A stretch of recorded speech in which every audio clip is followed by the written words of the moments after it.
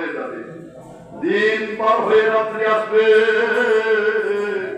রাত্রি আমার জীবনের শেষ হয়ে যেতেও পারে। জানা নাই আমার কোন সময় দুনিয়ার হায়াত থেকে আমার সূর্যটা ডুবে যাবে, জানা নাই কোন সময় আমার সবাই বিদায় করে দিবে, জানা নাই কোন সময় আমার নামটাও মসজিদের মাইকে আওয়াজ হয়ে যাবে। নাই নাই নাই, শোনা আমার সুখ খ্যাতি যত কিছু আছে কোনো কিছুই আমার কাজে আসবে না। রব্বুল আলামিন ছাড়া কেউ আপন নয়, রবই আল্লাহ আপন। আমার আপন যদি জীবনের গুনাহগুলো থেকে ফিরে আসার নিয়তে রবের কাছে মাফ চাই। রব্বুল আলামিন বলে, বান্দারে আমি তোমাকে এইভাবে ক্ষমা করে দেব যেন তুমি বান্দা আমি আল্লাহর কাছে জীবনে কোনদিন কোনো গুনাহ করো নাই।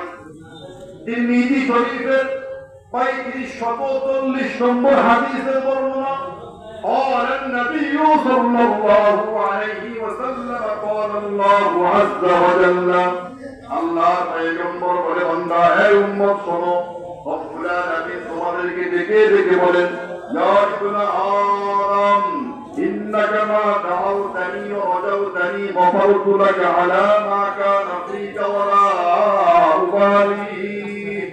রব্বুল আলামিন বলে, হে আদম সন্তান শোনো, আদম সন্তানদের শোনো, ইন্নাকা মা দাউতানি ওয়া রাজাউতানি, হে বান্দা তুমি আমি রবকে মেনে নাও, আমি রব ওই যে তোমার জিন্দেগীর গুনাহগুলো ক্ষমাকারী, আমি রব ওই যে তোমাকে পবিত্রতাকারী, আমি রব ওই যে তোমাকে ক্ষমা করনেওয়ালা।